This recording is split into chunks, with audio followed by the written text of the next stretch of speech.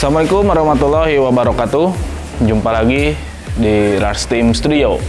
Nah, agan-agan sekarang kita akan membahas tentang genteng ya. Karena genteng itu ada beberapa jenis, terus ada beberapa produk juga, dan ada beberapa fungsinya juga.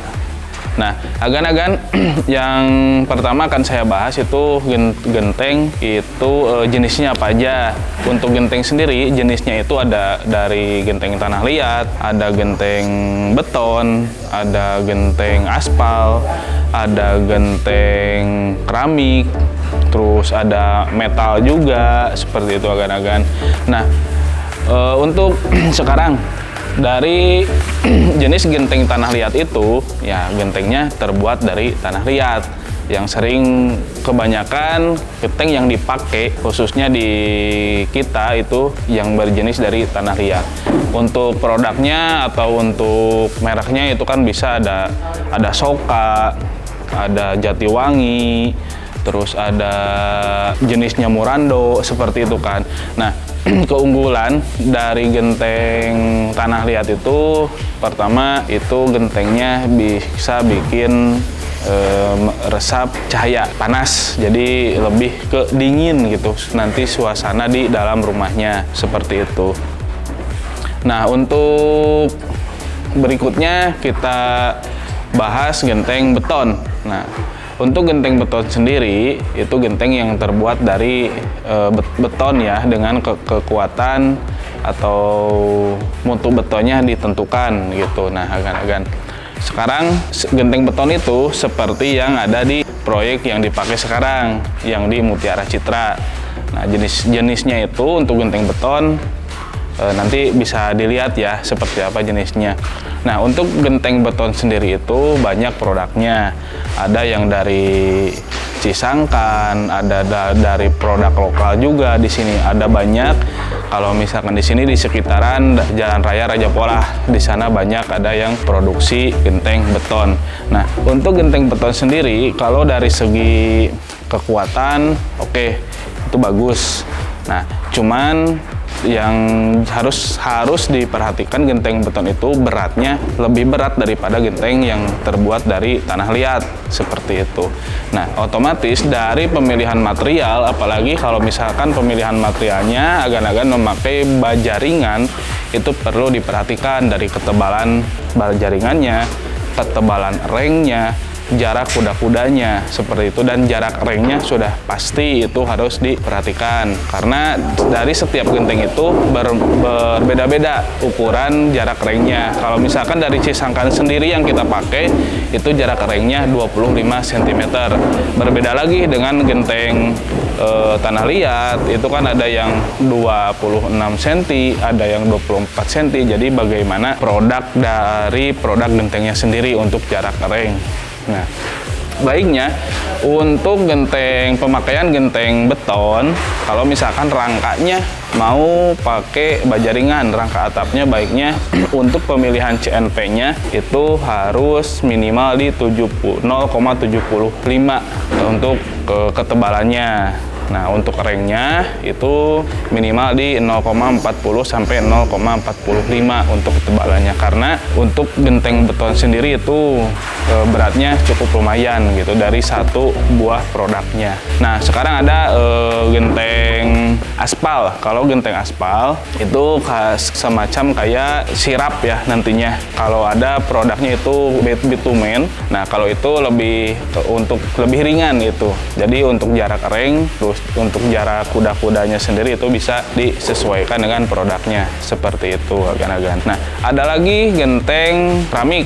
Nah, kalau genteng keramik ini dari tampilan sudah pasti bagus, lebih elegan. Kalau misalkan kena cahaya matahari bisa berkilau-kilau gitu, bercahaya seperti itu. Nah, itu pemilihannya kalau misalkan mau pakai genteng keramik. Nah, untuk genteng keramik sendiri itu untuk beratnya sama seperti genteng beton, dan untuk dari harga sudah pasti itu di atas rata-rata genteng beton sama genteng tanah liat, seperti itu. Nah, kalau misalkan dari produknya sendiri, genteng keramik itu biasanya di produknya itu di M-Class. Nah, M-Class itu genteng khusus genteng keramik, seperti itu agan-agan. Bisa dilihat lihat nanti gambarnya seperti apa genteng keramik itu bisa dilihat nanti di sini gitu agan-agan.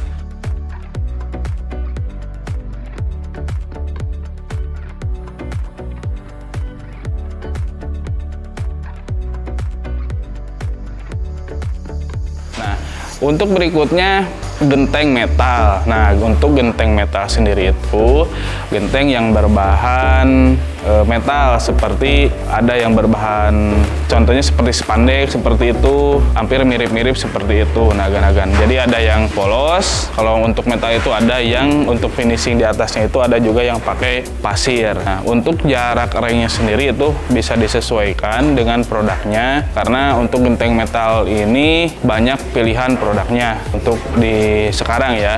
Soalnya untuk pembangunan di sekarang rata-rata sih kebanyakannya itu memakai genteng metal, karena dari segi harga juga mungkin bisa lebih rendah, terus dari cara pemasangannya juga bisa lebih cepat seperti itu agan-agan.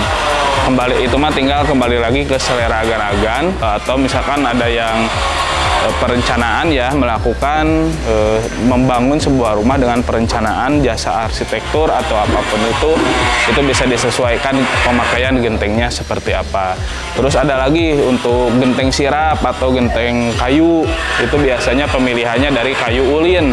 Nah, jadi itu ukurannya kecil-kecil. Kalau untuk kayu ulin itu, kalau itu otomatis pasti harganya juga bisa lebih tinggi dari jenis genteng-genteng yang lainnya, karena pertama dari segi materialnya juga udah disebutkan kan tadi, kayu ulin itu kayu seberang dengan kualitas yang sangat bagus. Nah, dari ketahanan cuacanya, dari ketahanan panasnya juga itu kayu ulin sudah pasti bagus, tidak akan cepat rusak.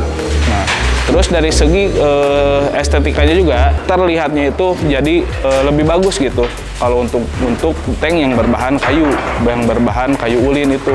Nah, untuk agan-agan itu kalau di kita jarang yang memakai genteng yang berjenis kayu ulin. Pertama ya tadi sudah disebutkan, karena dari harga. Terus dari pemasangannya juga tidak semua orang bisa memasang genteng dengan speknya kayu ulin, itu harus ada keahlian khusus. Nah, jadi agan-agan tinggal pilih aja, agan-agan banyak referensi.